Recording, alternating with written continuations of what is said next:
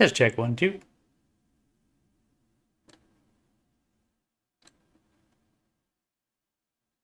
Just check 1, 2. Alright, we do have audio, so guess what that means? And it is 4 p.m. Eastern Time, 3 p.m. Central, and that means it's time for live from Cabot, Arkansas, answering your financial questions with Coach Steve Money. I'm a Ramsey Solutions certified financial coach, and if you're interested in other financial content, we have, if you scroll down, Coach Steve, youtube.com/Coach Steve Money. You scroll down just a little bit, and you'll see the Answering Your Financial Questions playlist. This is the 109th edition of that.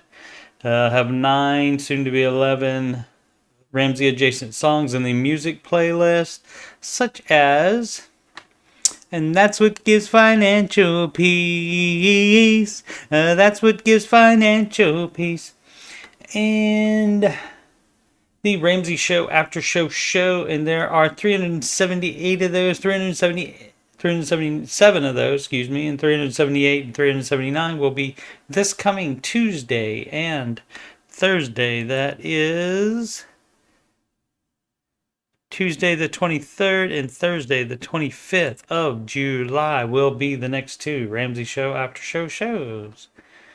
All right, let's get into questions. Alrighty, so this one is this one is War and Peace. I often joke about that, but I went ahead and skimmed over it. Didn't read the whole thing, just skimmed over it so I could get the basic gist of it and find the important information on it. Like generally, like all this, there's like basically 5 sentences would have sufficed for that. But anyway, let's go. This is from Nightmarish. All right. And if you are Dave-ish, it can turn into a nightmare for sure. It does give the warning for being in a lengthy post.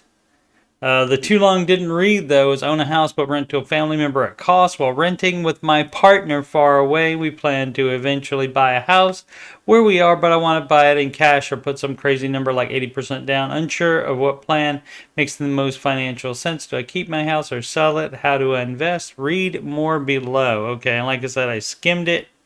And the important things are that's going on here: not married, living with this partner. He says soon to be fiance. Why not make that a done deal? Was everybody likes to wait all the time for some reason? They go ahead and shack up and sometimes even combine finances, but they don't get married. What's the delay? And so you shouldn't be cohabitating or having finances combined with somebody you are not married to. So that's the first thing that Mr. Ramsey would say. He would say, when's the wedding? He often does that. So when he says he owns a house, he has a mortgage on it. So, but basically, the family member is renting it basically for the cost of the mortgage and the taxes and all the other things. So it's a net zero, so no profit. And so, guess what? If a lot of people think, oh, that's great, somebody's paying your mortgage for you. Yeah, if one thing goes wrong with the house, that's a loss. Then you're in the negative. And so the only thing that's happening right here is he is getting the appreciation on the house, some positive equity that way, but that is the only good thing that's happening here. Everything else is bad because it just takes one kind of thing like that. I mean, you get one bad roof that you have to replace, and then it's over. You have also the family member could decide not to rent from you anymore. And then what?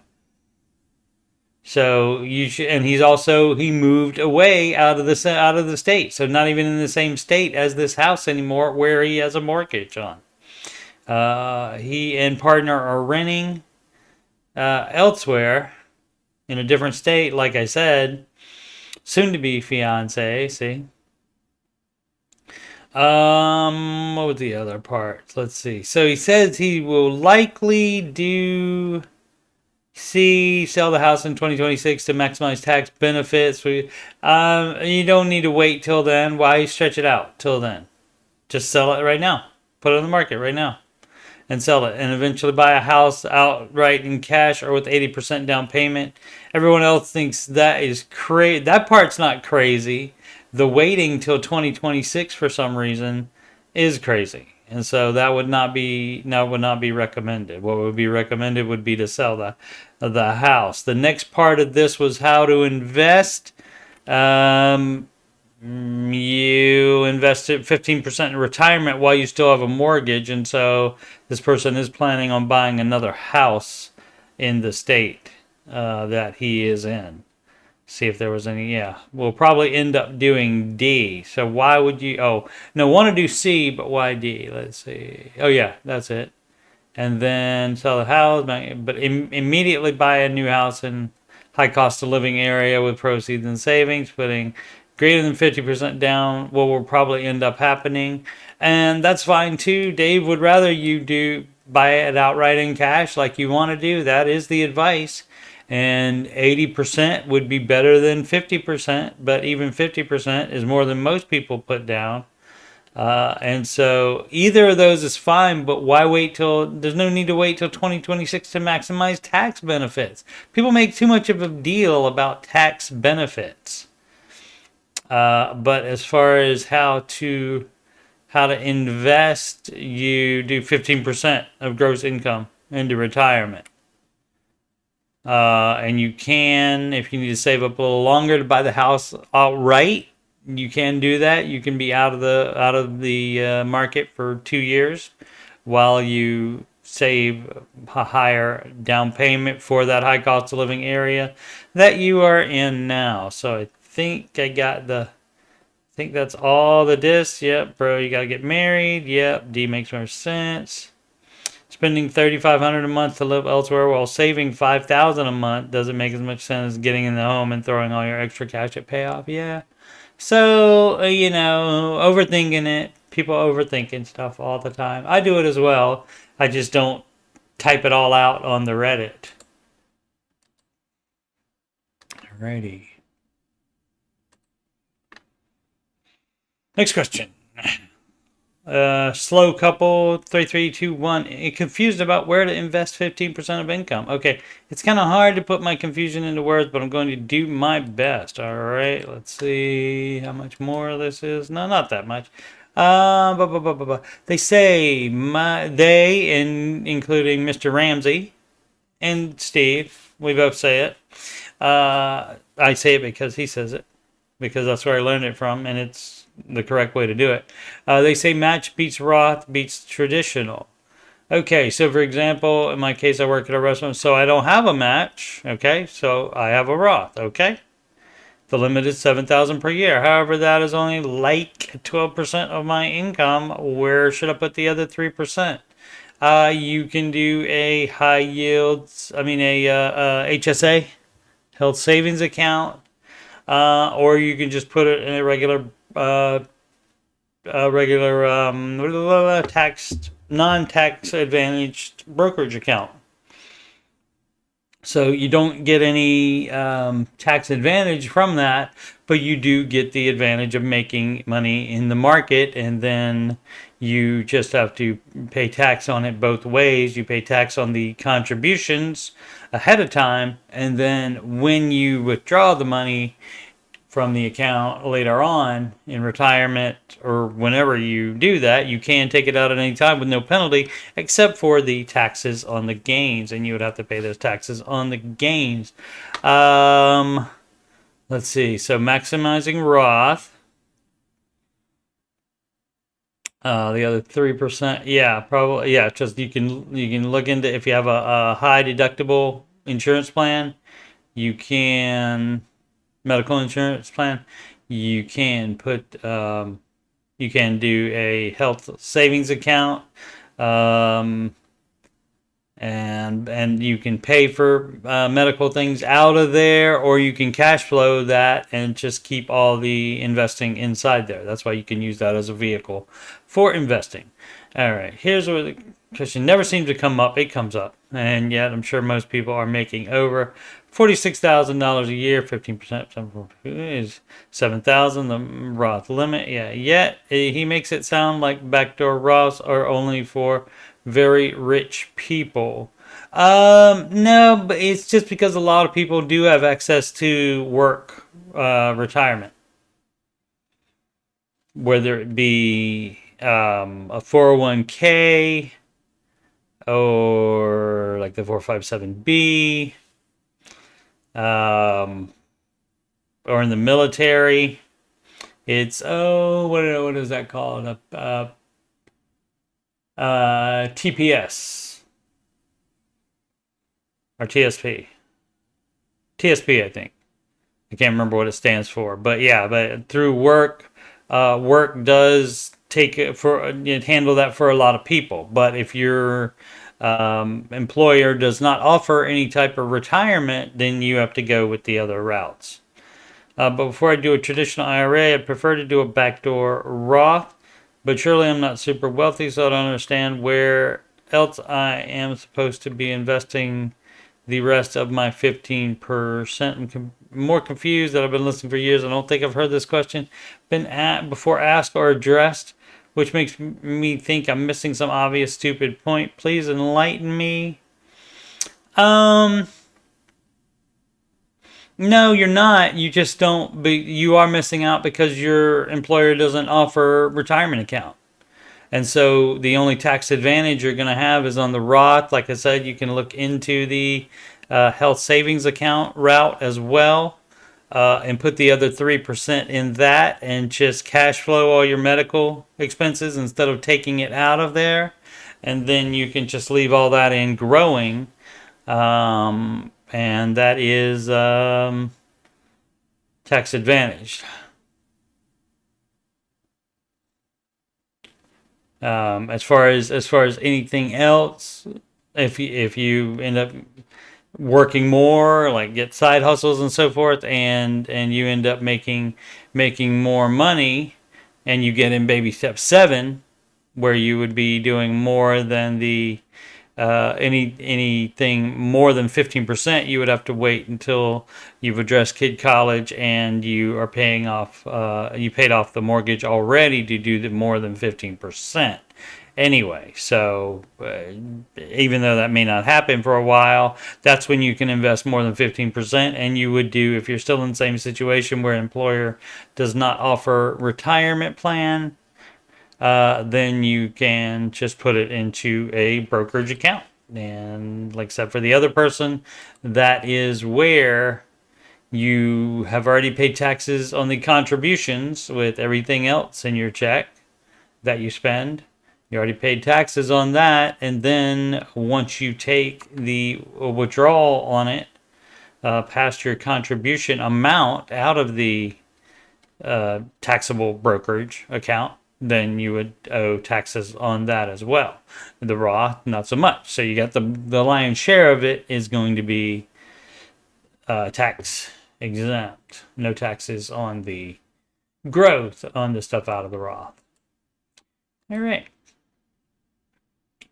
No environment. 7614. Am I doing well? Let's see. Just turned 29. I want to have a real gauge on my success / lack of success to see how I need to act with my finances moving forward. Well, they say comparison is the thief of joy. And the sooner you start on the baby steps, the better off you'll be. So that's going to be the advice. And so you compare yourself to the baby steps, not to a particular person, but to the baby steps. And so let's see, mortgage, 23K of equity based on current value, bought house 6 months ago. Okay. 349,000 to pay off. Yep. Car, 10K debt there. So you're on baby step 2. So you'd be doing better if you didn't have debt. And then you'd be doing even more better if you had the 3 to 6 months of emergency fund, living expenses, and an emergency fund. And then you'd be doing better if you had both the debt paid off and the emergency fund filled. And then you were investing 15% already. You'd be doing better.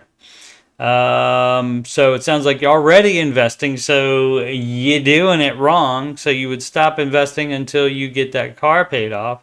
How much is that car? 10K left. Be paid off by October. What is August, September, October? 3 months. As long as you make sure that gets paid off and pay it off earlier than 3 months if you can. Then I don't have any problem with you changing it, because that's not going to change it that much to not invest for 3 months. So if you want to do it by the book, you would stop investing for the 3 months and pay that off before October. But otherwise, in October, you'll be doing a lot better than you are now because you won't have any debt. And then you do the full emergency fund. Let's see, does it say savings? 5K in savings, so again, you're doing it wrong. So you could pay that off very quickly. You could take the $5,000 down to $1,000, and you put the 4 on the car, and so that would leave you $6,000, and then you could pay it off quicker. So definitely do that, even if you don't stop the investing for those remaining 3 months, because if you do that, you'll be out of debt, probably paid it off by September then, and so that's 2 months, and so probably really no need to stop investing for just 2 months. And so no student loans, no credit card debt, so that's great. And so the only thing you have is the car and the mortgage. And so you just, as with most people, the way to be doing better, you ask if you're doing well, the way to be doing better is to do the baby steps the right way. Like I said, it changes it, by a month or 2 if you stop investing right now. So I wouldn't say that's a requirement. Dave has said that's fine before when it's a very short time. You could basically you called him too late. If you called him a year and you still had a year on it, he would say, yeah, stop investing for the year. But when you call too late, and in this case, the person did it 3 months, and if they do take the 5K savings down to the 1K like it should be, you do the baby steps right. You do them in order, and that is going to be one of the next songs, How to Do the Baby Steps Right. And one of the lyrics says, like the opening lyric is, step 1, something like, I'm still working on it, so I don't remember it exactly, but it's like, step 1, 1,000 emergency fund. You don't save more and add to that sum. I can't really do it without the music, but that's basically it. So, and it just the song talks about like everything that the people do wrong in the baby steps. That they, because, and a lot of, maybe you're listening to this right now and you don't even know this, but I think this is just logical. You do step 1 and you do not even think about the other ones yet. Do step 1. You're not trying to do any extra debt payoff. You're paying the minimums while you save up that $1,000. And then once you get that done, then you proceed to baby step 2. And then you pay off all debt, smallest to largest. And people, I think we got a question coming up here. I saw a title of it. Do I do step 2 and 3 at the same time? No, you don't. Dumb. Look, it's in order. You would assume that you do it all in the same you do it one in order, one at a time in order. Is what you would assume, right? You would think you do step 1, check. then do step 2, check, then step 3. Now, steps 4, 5, and 6, you do all at the same time. And so that would be something I would think that would have to be explained more so than having to explain that, no, you do steps 1, 2, and 3 in order one at a time without doing any higher steps. And that's why I added that to, there you go. It's right there on my crawl at the bottom on my stream right now. I added that to the bottom because so many people, I don't know how the brain works. I don't know why they would think that, but I think step 1, check, not let's do this step and this step and this step. You know, you cherry pick which step you want to do and you do them, or you try to do them all at the same time, as a lot of people do, and that just makes it all take longer. You do it one, two, three, one at a time, and then only after all those are done, do you start investing. Because your money is busy paying off your debt and having the full emergency fund, which that does also lend to your retirement as well, because then you don't have any freaking debt and you do have 6 months of living expenses. And that's a help in retirement as well. And the best case scenario is, of course, you stay out of debt, and so you don't have any debt, and then you never have to touch, you never have an emergency, and so you never have to touch that money, and that just sits somewhere making a little bit of interest for the rest of your life. And that's the best case scenario. And then you start investing and addressing kid college and pay off mortgage early, and you do all 3 of those if they all apply. If they don't apply, if you don't have kids, then you skip that step. If you don't have a mortgage, you skip that step. And you're immediately in step 7. Congratulations on that. You don't have a house, but you are in step 7, and so you can invest more. The only reason that would change is if you all of a sudden decide, oh, I want to get a house. Well, then you're back in baby step 3B. And then that's fine. And then you save up that down payment. And then as soon as you get the mortgage, you'll be in step 6 again. And then just have to pay off the mortgage until it's paid off, and then you'll be in step 7. Alrighty. So, doing all right, you're doing it wrong. That's all.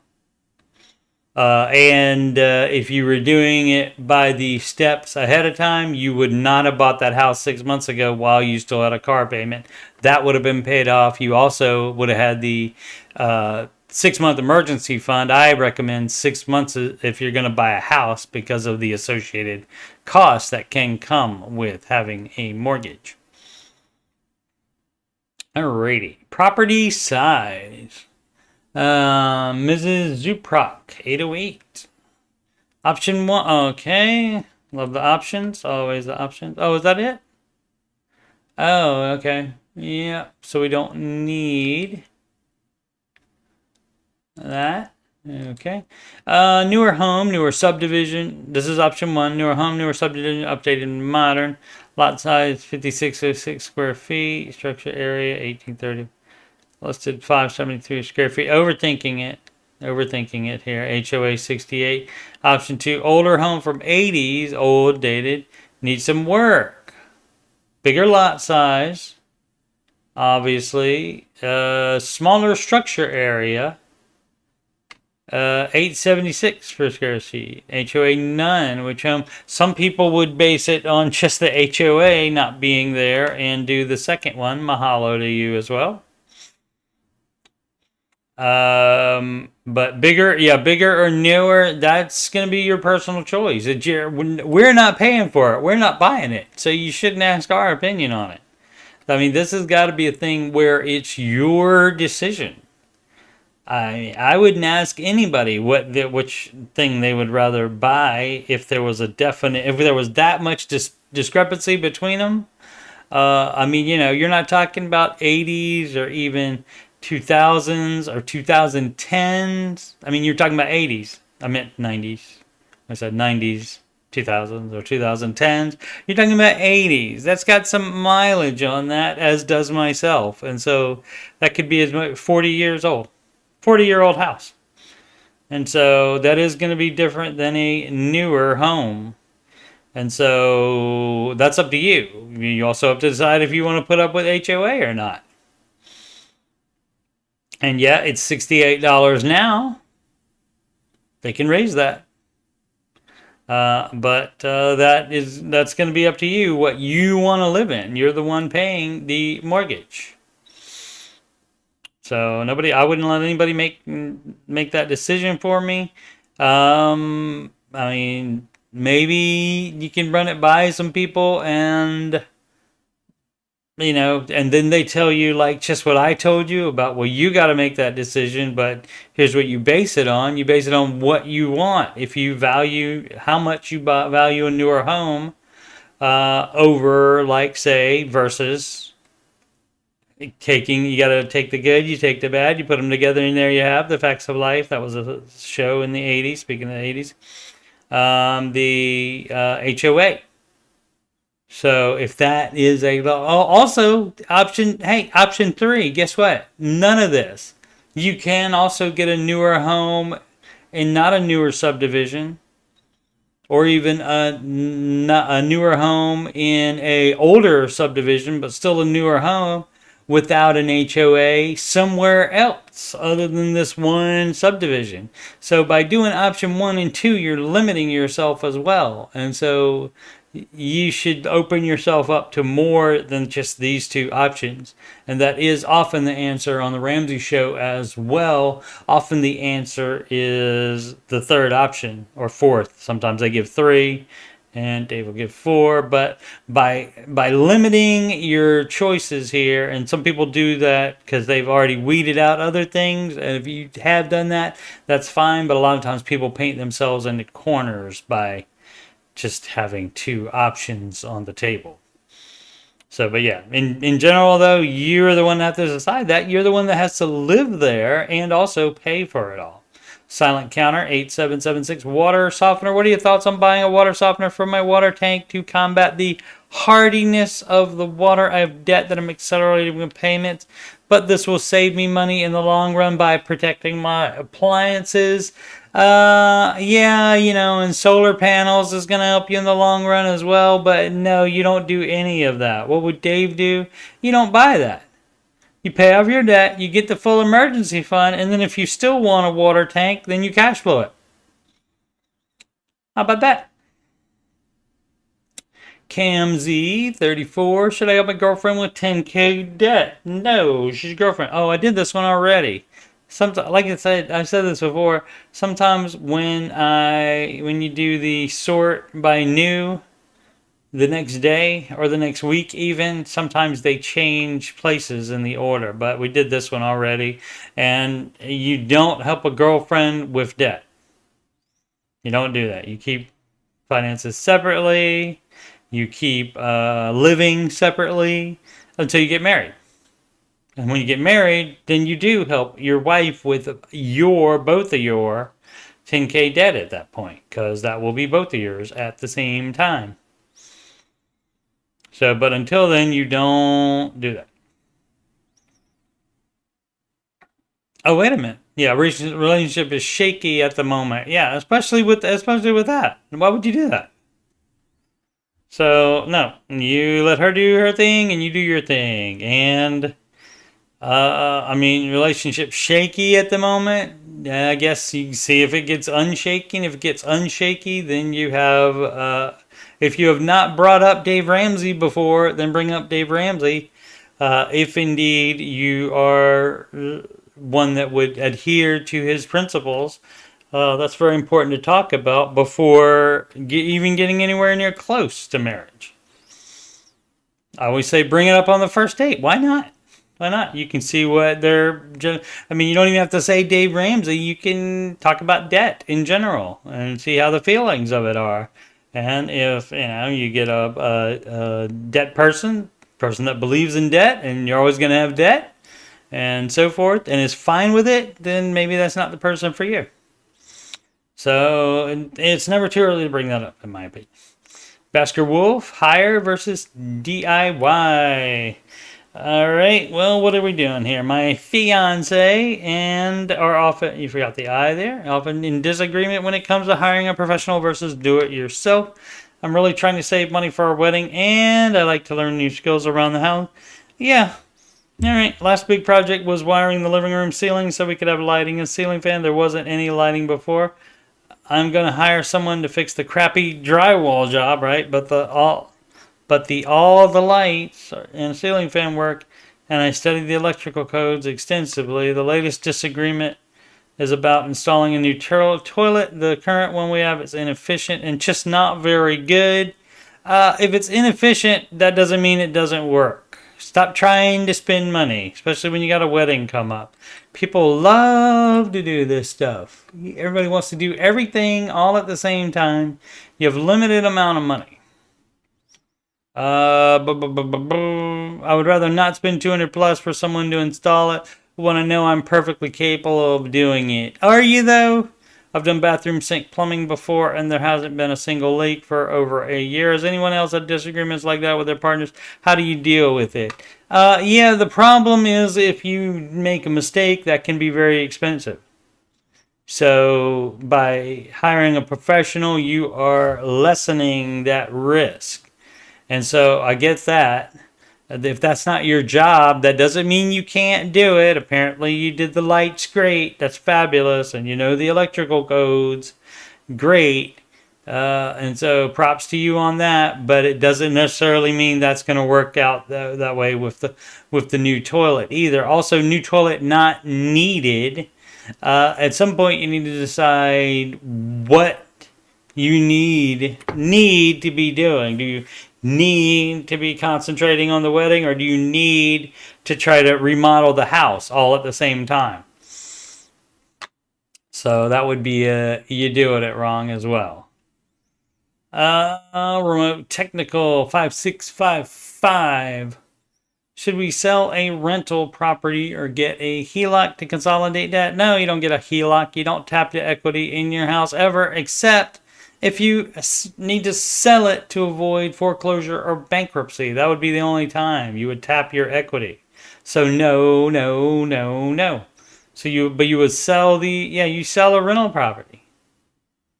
2021, my husband inherited rental property, mortgage paid off, and it has, for the most part, had renters, but we haven't seen much profit since owning the home because of required home improvements and unforeseen events such as squatters vandalizing them. Yeah, see, not worth. It only takes the required home improvements to have you not making a profit and even putting you on the negative. And then you have freaking squatters in there as well that you have to deal with. You're not making any money on that. Sell it. Let somebody else deal with that wants to be a landlord. You inherited it. If you didn't have any rental property before that, guess what? You probably didn't want to be a landlord. And so you're being a landlord by default. And I do not recommend that at all.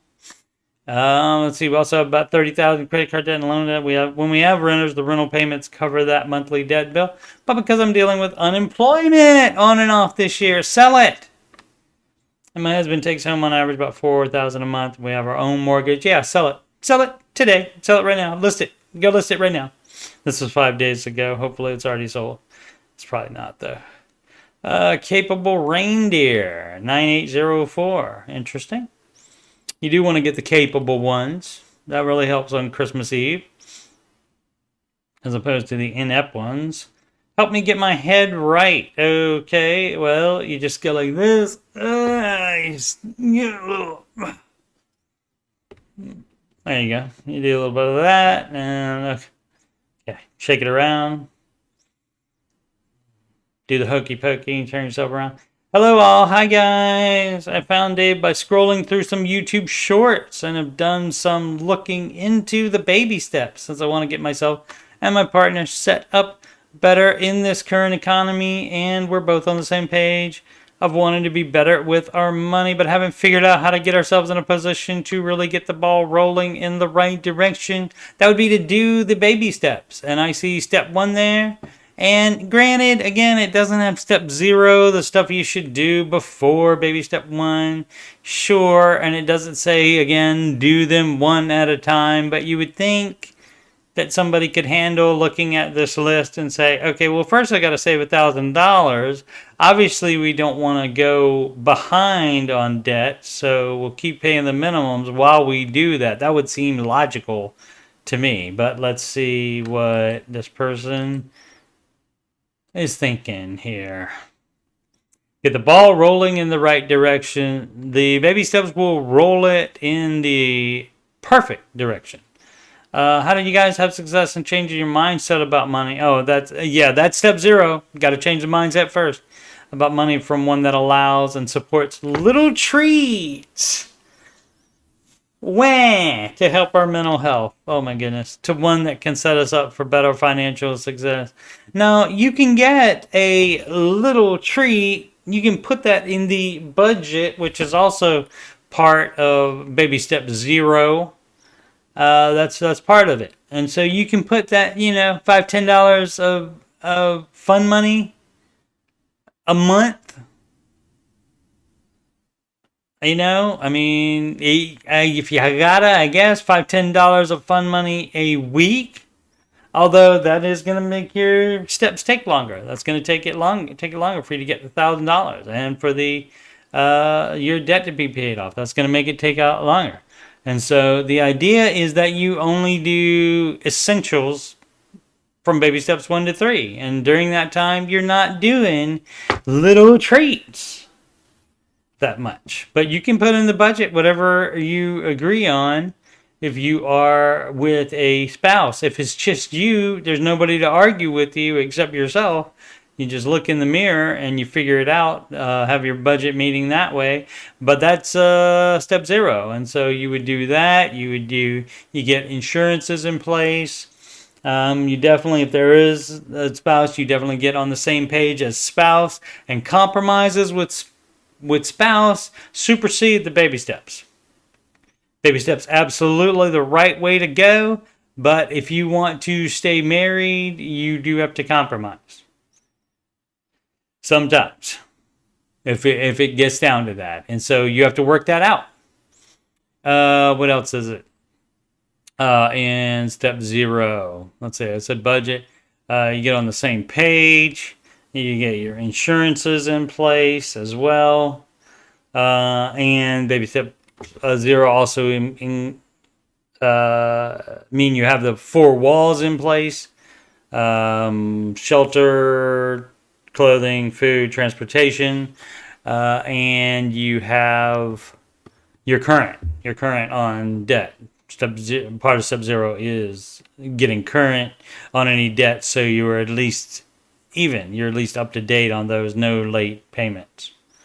And so, but again, the little treats there, that's, if you got to even ask about that before even getting started, that means to me you're too worried about, you want to spend money on non-necessities.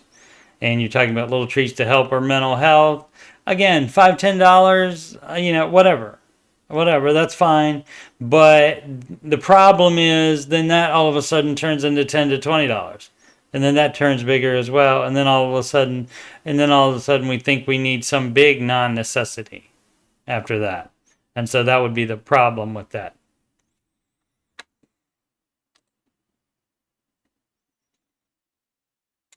That's right. I opened a new one. There we go. Okay. So you get your head right. Yeah. One of the biggest things. The biggest thing about step 0. Almost forgot. I can't believe it. That's when you decide you're not going to do debt ever again, except maybe a mortgage. You pay 100% in cash for the house if you can.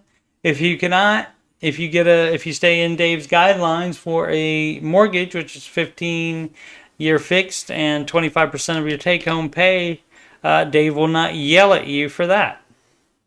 He'd rather you pay cash, of course, though. But most people aren't going to do that or be able to do that. And so that's why he will not yell at you for getting a mortgage under his guidelines. And so, but you have to decide on baby step 0, that's part of it. You decide where you're not going to do debt ever again. You're going to pay it off, and you're not ever going to take any out. And a lot of people do miss that step as well. A lot of people do that, and they do the baby steps, they pay it off, and then all of a sudden they need something, whether it's a little treat or not, whether it's some kind of thing where they have their sink leaks, and all of a sudden they need a bathroom remodel, and then they get into debt for that. And that's dumb, so don't do that. No debt is the idea. Dave is the no debt guy. I don't know if you've heard of Dave Ramsey, but he's the no debt guy.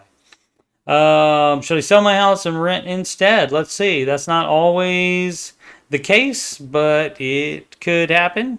Could be necessary.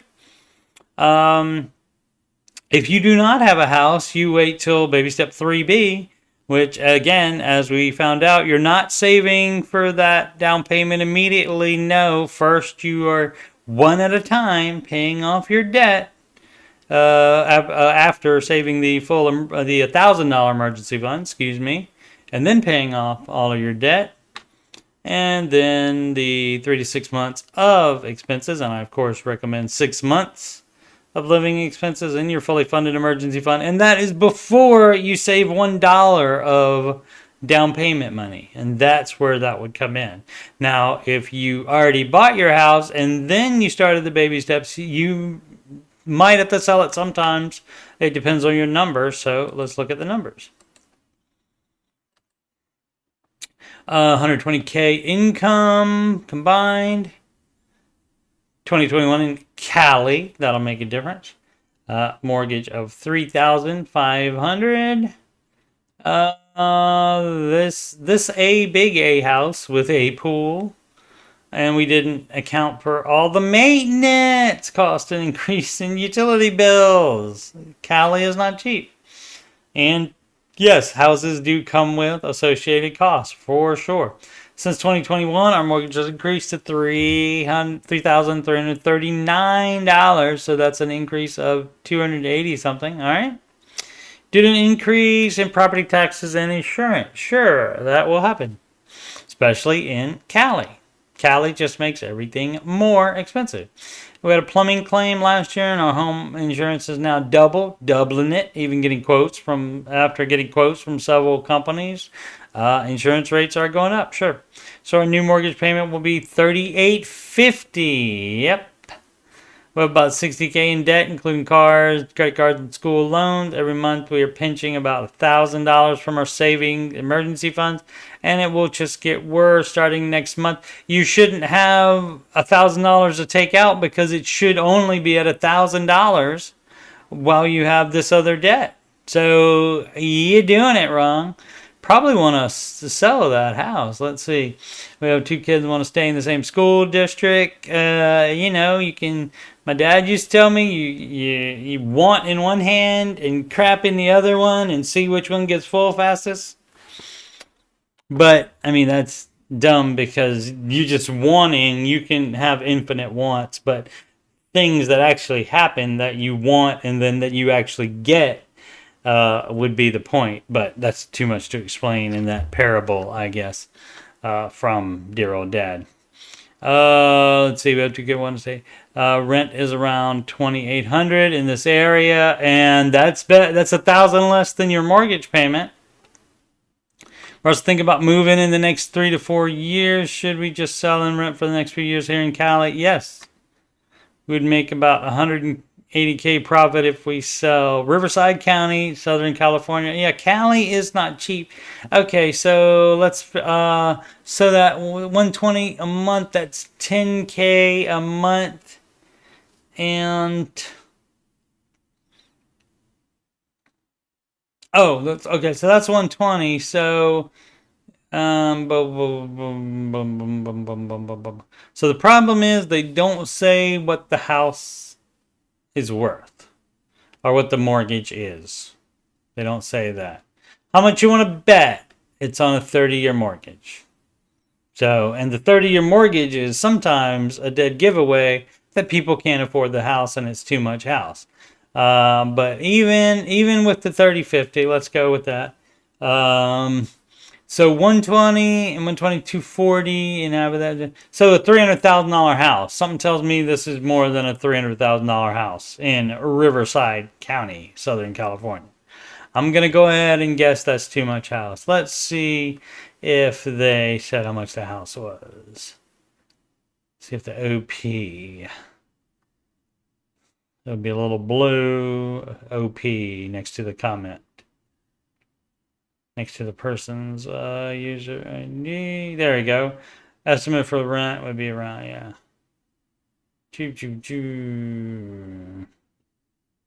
Riverside County, 20% down and had 2.99. How much?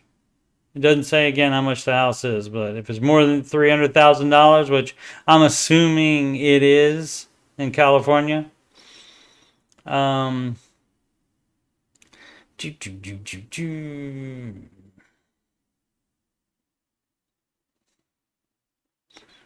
off debt, putting money on a yearly CD to gain some interest.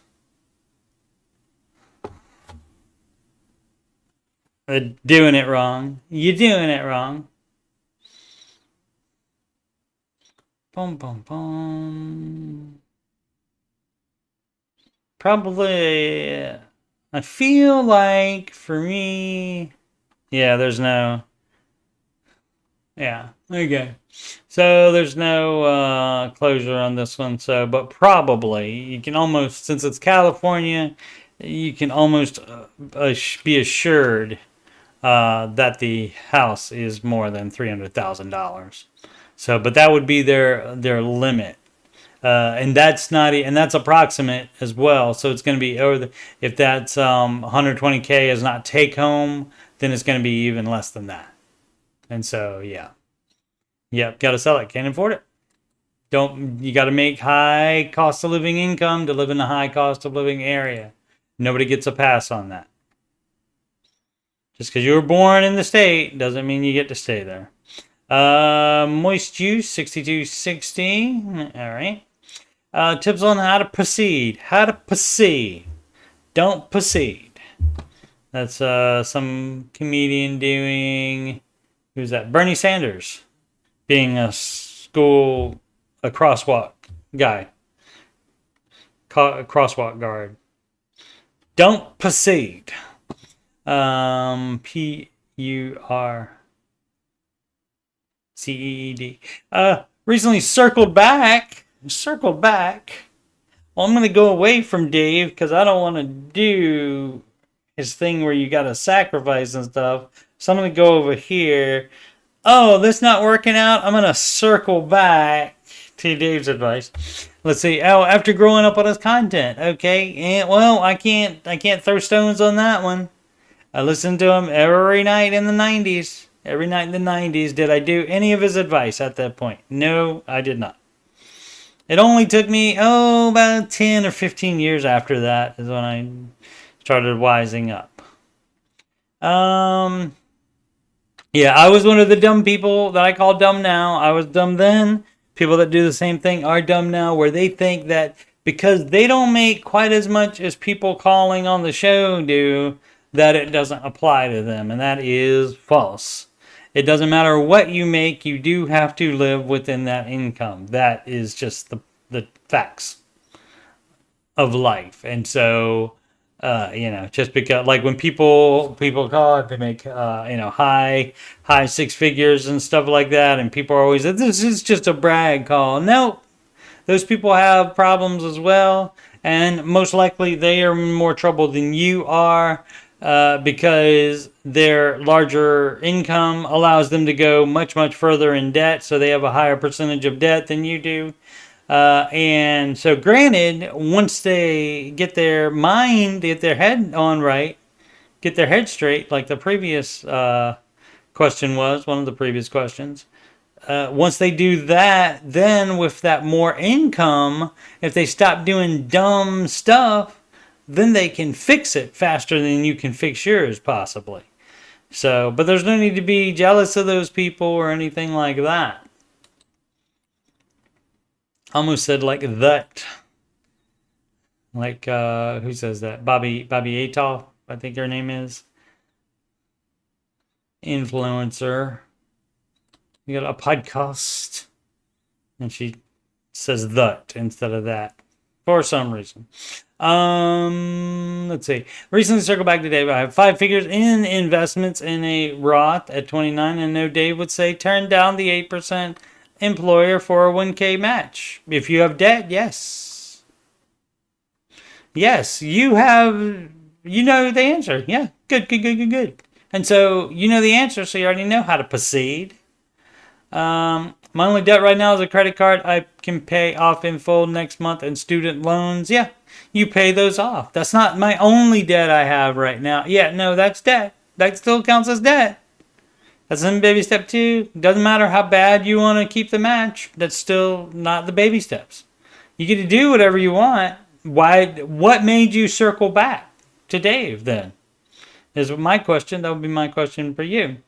I'll have a 1K emergency fund and high yield savings account by August. It's fine to do that. You do have to have immediate access to that.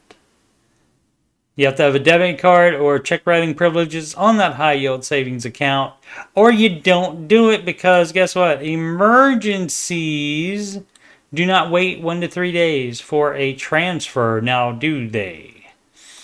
However, given my career, I likely have to plan to move somewhere in July 2025. Should I focus on throwing 1K a month at student debt and closed credit card? Yes. More than that. I can afford to pay $500 a month to a moving fund too. Just confused on what to do here. I likely need some amount for moving next year. Well, you save enough for moving next year. You can pay off the credit card in full, and the $49K, you would try to pay that off as much as possible while also saving enough for the move. And so you can do that however you want to. You can have a cutoff date and then save up for it the last few months where you don't pay extra on the student loans right before that, or you can divide it by the number of months between now and July 25, which was what, a year. So you can divide that by 12 and save the amount you want to have to move, and you can save that up amount each month. So that part is up to you.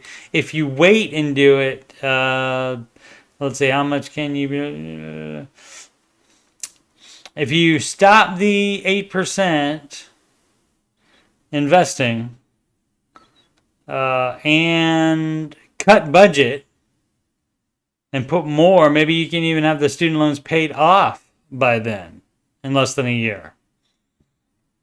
Doesn't say how much he makes. Let's see, only 4 comments. Let's take a gander. More or less I was thinking subsidized rent.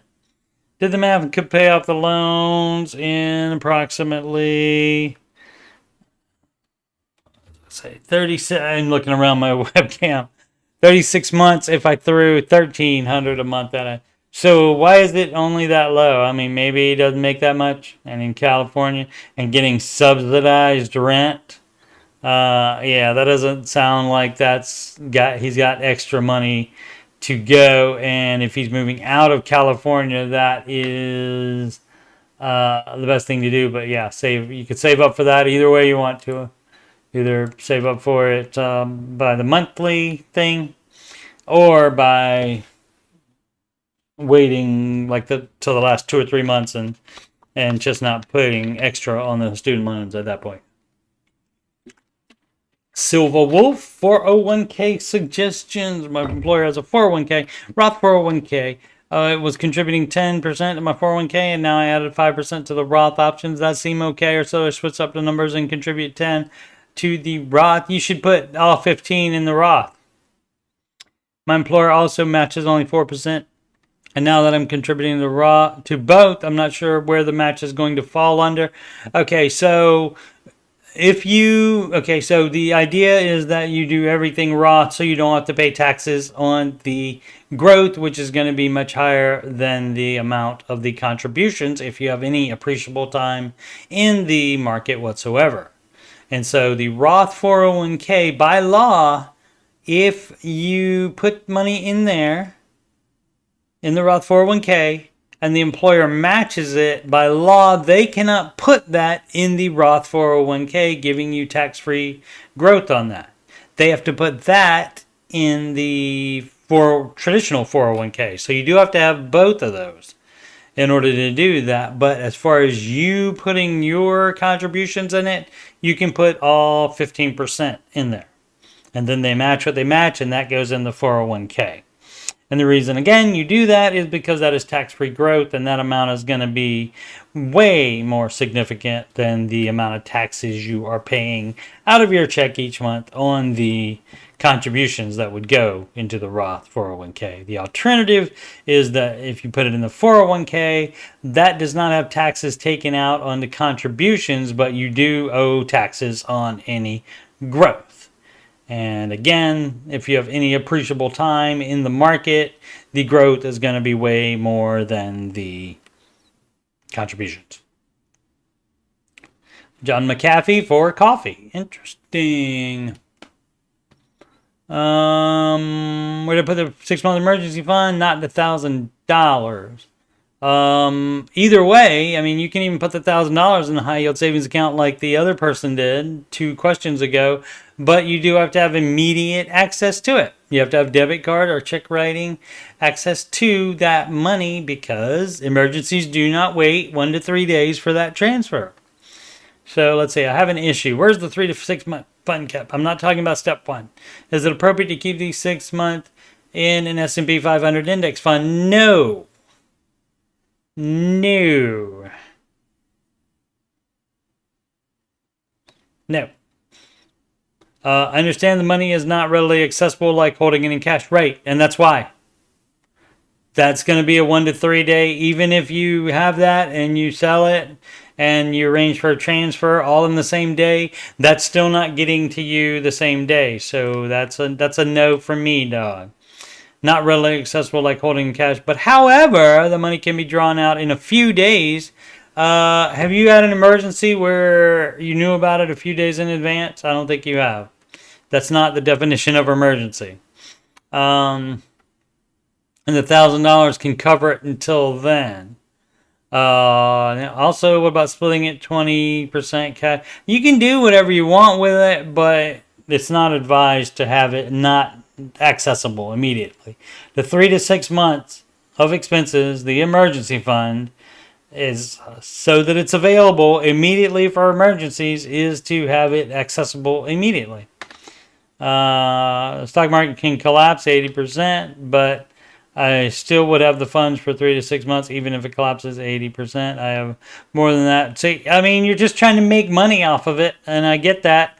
Put it in a high yield savings account instead. It won't be as much, but again, you got to have a debit card or check writing privileges for that, because emergencies don't wait 1 to 3 days. What don't you understand about that? The emergency fund is for emergencies, and emergencies don't wait 3 days, sir. People get like blinded to logic by the fact that, oh, I want to make $3 more.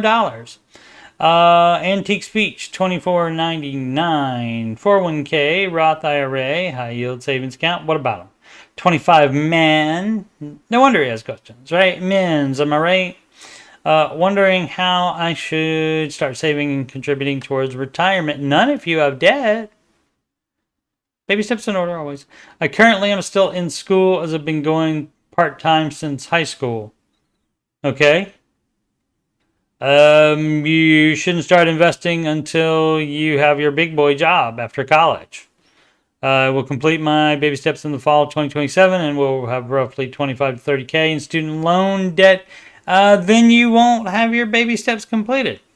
I don't know what that means. Baby step 1, you mean? My bad. BS, not baby steps in this case. Bachelor of Science, ladies and gentlemen. He figured it out. Yes, smart. Bachelor of Science in fall of 2027 will have roughly 25-30K in student loan debt paid for associates out of pocket at a local community college, but need another 2.5 to 3 at state university complete degree.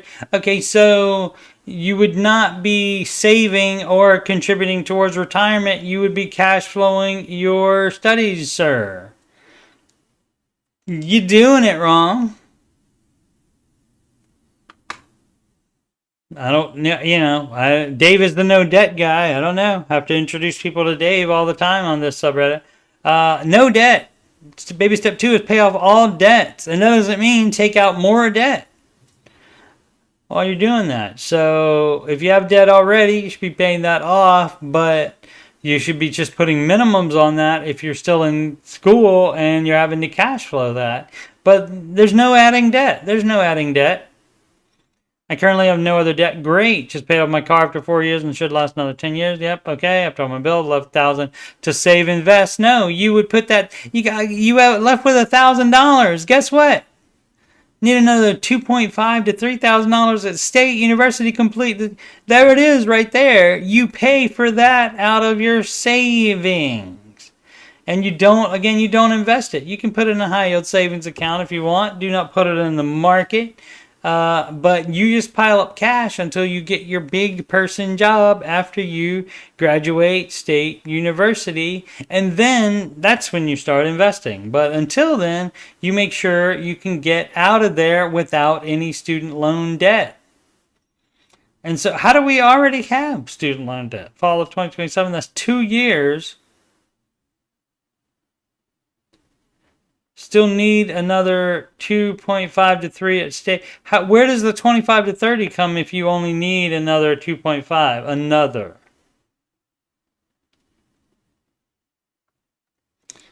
I don't get it. So I guess you've been at state for a while then, and it's been costing, and you've been getting student loans for that. So yeah, so the first thing is to not get any more loans. You don't pay off debt.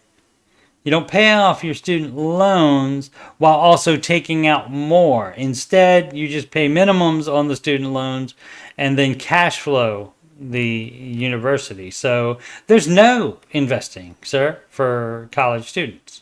You wait till you get out of college, get a big boy job, and then you can invest after that, after all your student loans are paid off. Standard background, 55, student debt. I have about 15K left in student loans. They are all around 4% interest. I could pay it all off, however my money is currently. Debt leverage person here is currently earning 4.65% high yield savings account. So for 0.65%, that's the difference. 0.65%, he's going to keep around the debt so he can keep his money in the high yield savings account.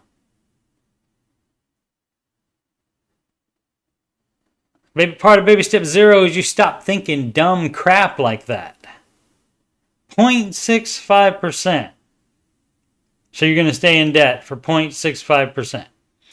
Other than the psychological benefit of having it paid off, there really is not any financial incentive given my interest in high yield savings account, correct? Hey, if you want to live your life like that and be in debt and make 0.65%, not even 1%, you're making 0.65% because it's 4% on the interest here. Dumb. So if you want to do that dumb stuff, you certainly can. And you can keep that. That is very normal. I'm the weird one. Dave is the weird one. People that follow Dave's advice, we're the weird ones. You can keep being normal and doing that dumb crap if you would like to. Sure, that's fine.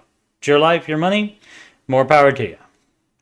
I highly support people doing what they want to do with their money. Obviously, Dave's advice is the best thing to do with it, but not many people are going to do that.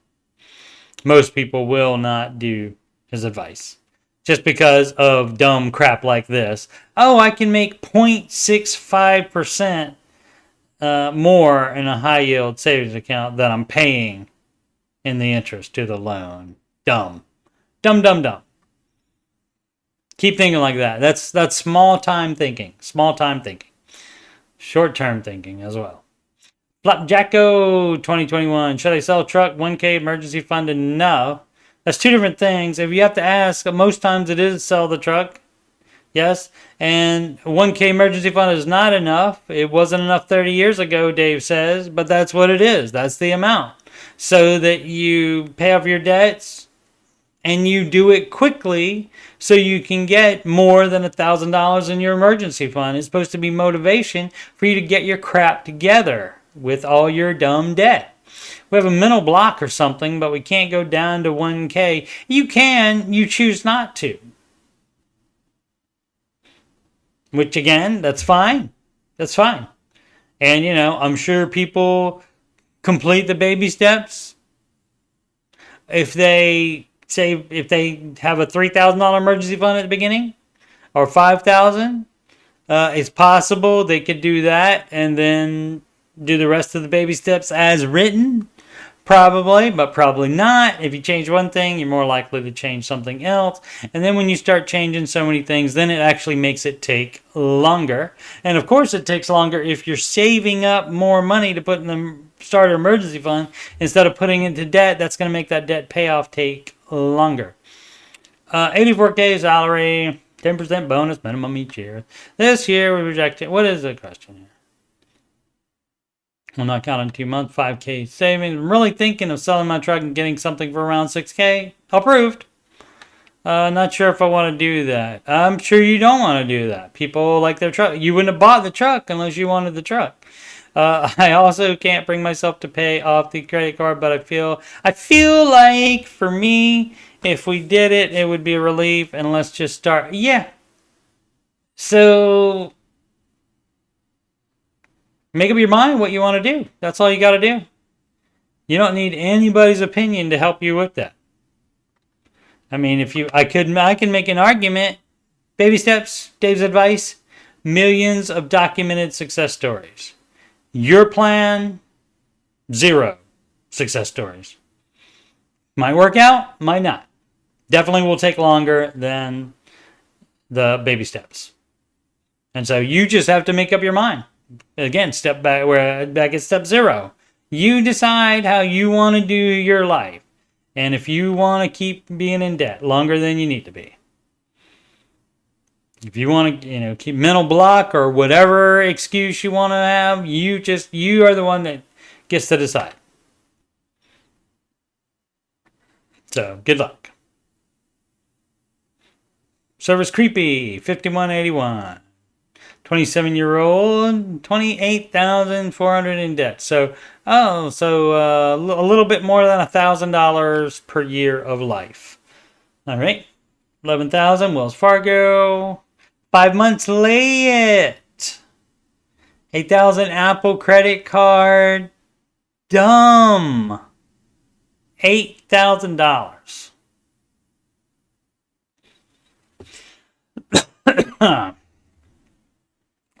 I mean, I guess you can use that for more stuff than just Apple stuff, but if you only spend it on Apple stuff, dumb.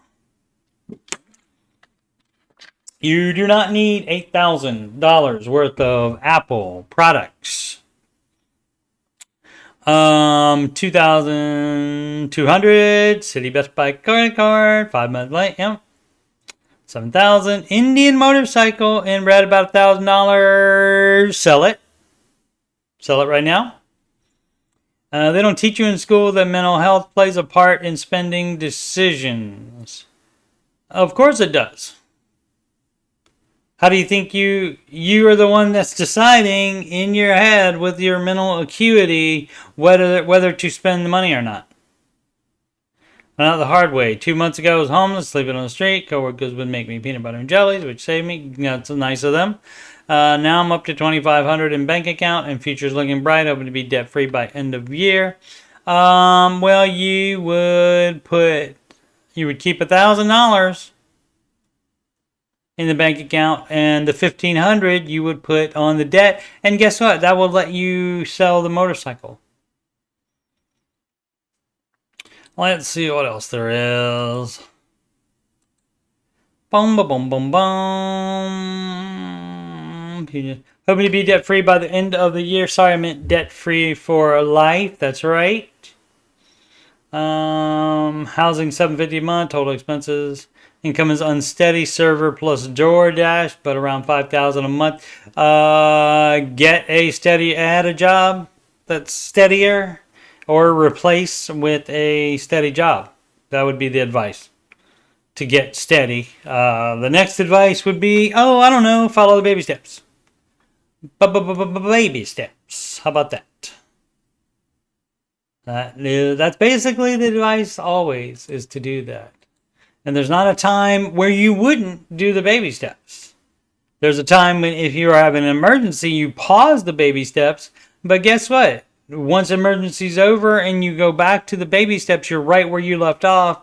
That doesn't change the order. The order does not change ever for anyone for any reason. The only way you can skip things is if it doesn't apply to you. Like obviously, if you don't have kids or you choose, some people choose not to help them to build their character or whatever, but they don't want to help them. And so if that's the case, that's fine. You just skip baby step 5. And if you can skip baby step 6 if you decide to be a renter for life and you're not ever getting a mortgage, guess what? You're in step 7 already. You don't have to, you're not exempt from step 7. You're not cut out of that just because you never had a mortgage or you don't have a house currently. Either way, you can still get to baby step 7. If step 6 doesn't apply to you, you can skip it. And you're right to 7. Congratulations. Then if you decide at some point you want to get a house, then you're back in baby step 3B for the down payment. TBL 34, ID theft protection recommendation. I knew Xander is the Ramsey. The chef spells it that way. Dave has SEY. Endorsed company, but I wanted to get y'all's opinion. Which do you use, if any? I was looking at Aura, since it offers monitoring on all 3 credit reports. Okay, so ID theft protection that Xander does is not just credit monitoring. That's 2 different things. What Xander does is they help you get your life back if you have your identity stolen. They don't just monitor and say, hey, guess what? You got a problem here. Good luck with it. That's credit monitoring. They don't fix it for you unless their program specifically says they fix it for you. So Xander's does. So that's what you gotta get clarification on the plans. I don't know if Xander has a plan where it's just credit monitoring or not. Probably not. I would imagine they just do the one thing, but you need to get clarification on that. I guess we'll call here. Got 2 shows, Ramsey show, after show shows coming up this coming week, and the first one in 2 days on Tuesday. When is that? July 23rd, and also Thursday, July 25th will be a Ramsey show after show shows. Let's turn that off and start again. You can schedule a free financial coaching consultation with me at calendly.com/coachstevemoney. I'm a Ramsey Solutions certified financial coach. You can email me about financial coaching or anything else on my YouTube channel, coachstevemoney@gmail.com. Channel donations can go to paypal.me/coachstevemoney. Alternatively, the Cash App at $CoachSteveMoney. Also, alternatively, a Walmart gift card to coachstevemoney@gmail.com. Upcoming streams, as I said, answering your financial questions with me. And that is Saturdays and Sundays at 4 p.m. Eastern Time. And the Ramsey Show After Show, as I said, Tuesday, July 23rd, and Thursday, July 25th. And that starts approximately a little bit after 6 p.m. When the Ramsey Show video ends. It doesn't quit quite right at 6 o'clock. It normally goes over like 5-7 minutes, something like that. Alrighty. Thank you so much for watching. Please subscribe, like, and comment, and make smart financial decisions every day.